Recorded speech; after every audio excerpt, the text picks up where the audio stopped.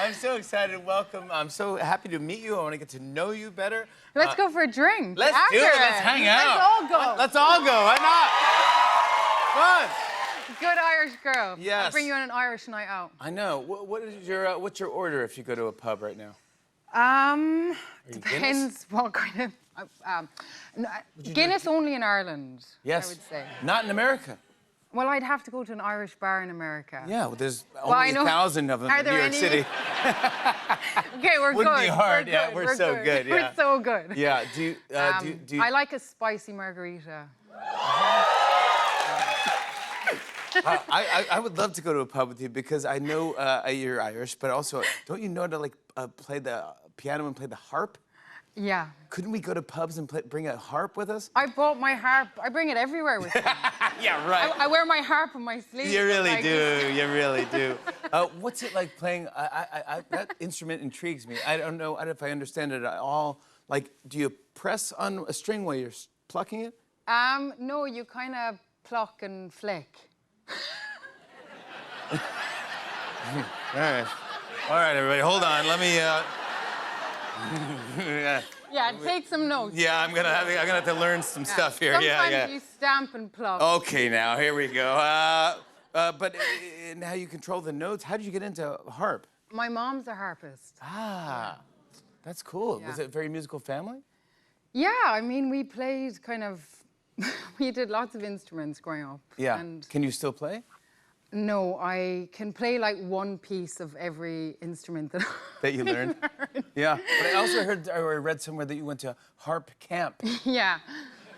Wow. I know. It really is a wow, like, what a dork.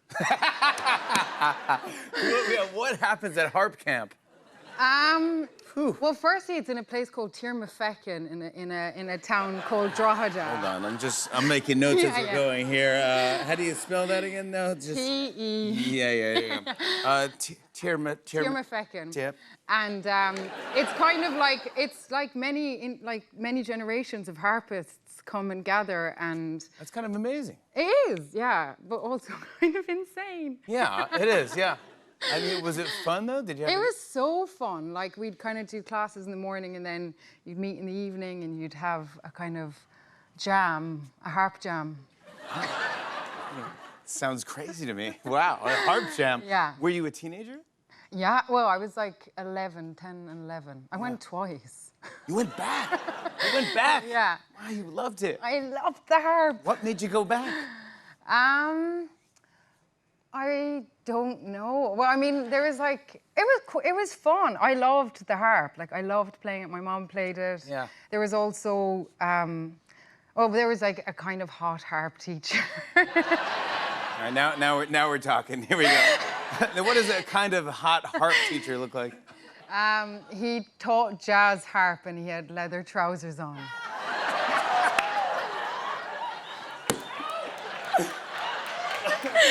You're making all of that. Oh!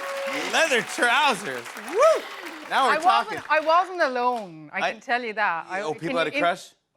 It was like all of us. Is it It Stella? was the most booked class of the whole week. I didn't even know what jazz harp is. He came in, what did he just like? Kind of, yeah. Just plucked to his heart's Plucked his content. heart's content. Yeah, oh my God. Leather trousers. That's so funny. And no shirt. He's like, yeah. No, he did. He had like a black tight t-shirt. Don't take this away from me. No, this is. It's no, so real no, in my You're mind. giving it to me. No, please. I was love the it. beginning. Now it's my memory as well. Yeah. I'll see you there. Oh, definitely I'll see you there. I'll be there this summer. You had a very big year already. How are you feeling? Yeah, it's been like, it's pretty busy right now. Right. Right, meow? What's wrong with you? What do you mean?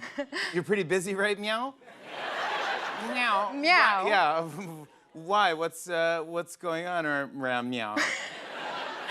There's just like, it's busy, you know, there's Oh, no. Is this, there's some controversy. I need to clarify something for all cat lovers in the world, right? I am a lover of cats. I woke up this morning to the world thinking that I really don't love cats. and it's really weighed on me all day. I felt sick. Oh, I'm so sorry. I want to just tell cat people that I actually auditioned to be a cat once. You love cats that much that you wanted to be a cat. Yeah, and there's been a what's the word? Conception. That you don't enjoy. Because of an interview that I did that. You don't love feline. Well, no, they asked me if I was a dog or a cat, and honestly, I think I'm probably a quarter cat and 3/4 dog. Yeah, that counts. Don't you think that's right? I'm 100%. What are you? 100% dog. Are you You're kidding? absolutely a dog. You didn't have to ask. Yeah. You knew the answer. You knew the answer before you asked. You're like, you're a golden retriever, dude. Yeah. What are you talking about? You know exactly what kind of dog. Yeah, I'm like. Yeah. Yeah, a little dopey dog. But you're a little cat and a little dog. Yeah, you're allowed to have an opinion. Yeah. But I love those things when they go. Yeah, I don't know. Anyway, a I dog, love and then cats everyone gets mad. And Do you audition for cats? yeah, The movie or the? the movie. You did. Hey. No, I'm making that face because it was honestly the worst. I gave the worst audition of my life. Tell me about it. Well, how would you be a cat? Like, and I was like living with flatmates at the time who do like proper jobs, like working for social councils and stuff like that. Yeah, and yeah. like, I came down in the morning. I was like, I don't know how to be a cat this morning. They're like, well, Jessie, sometimes you just have to be a cat. You know? You gotta like, grow up. Fair enough. Yeah, you're an actor, okay? Be a cat. So And you crawled around? I done one audition with Tom Hooper, and then I got called back to do a movement session with Wayne McGregor, who's like the head choreographer of the Royal Ballet, and he's got this incredibly sleek, terrifyingly like minimalist studio. And when you don't know how to be a cat in the first instance, when you've got nothing around you. No, I'm getting embarrassed. It was so hot. I was sweating. I was like licking my paws, like. I was like trying to make leaps. And it was like, this guy is so beautiful and lithe, and I'm just like a hoof of an Irish woman leaping across and licking her paws. And anyway, obviously, I didn't get it. You didn't get it. No, but I will say, man, you're fantastic in Hamnet. Oh, my goodness. You are unbelievable. You've won over 40 awards for Hamnet, okay? You've won a BAFTA, a Critics' Choice Award, a Golden Globe. You just won an Actor Award this past Sunday, and you're nominated for an Oscar for Best Lead Actress, Jessie Buckley. That's how you... Now, have you become friends with all your other nominees, going to all these award shows?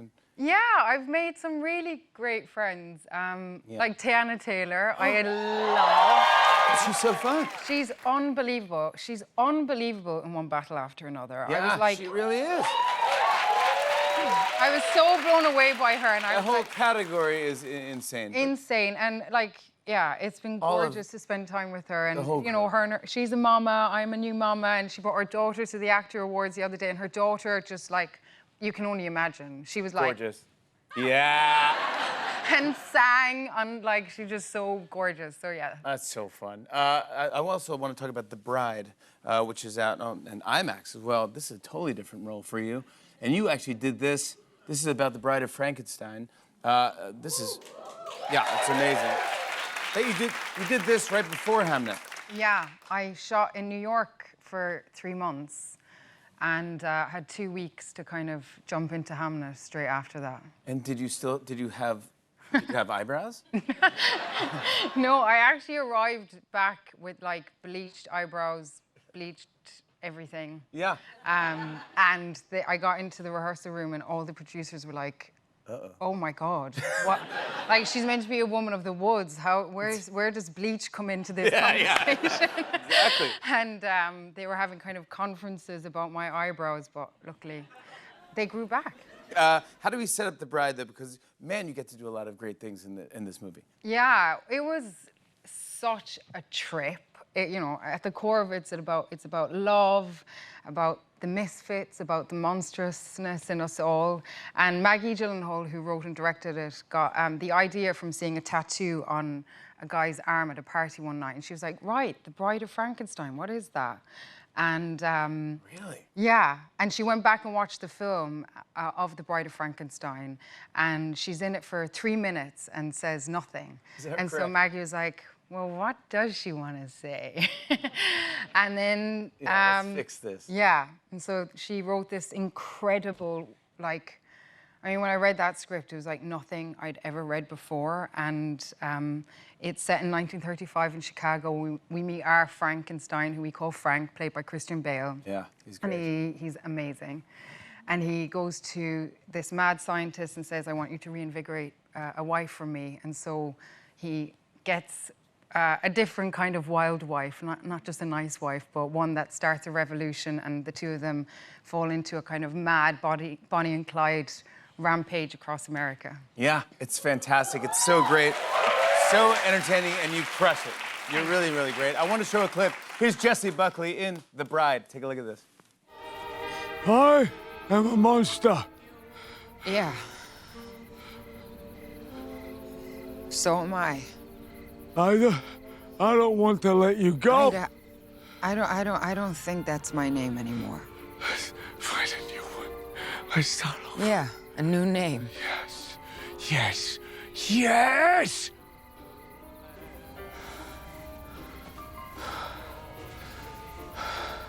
The Bride.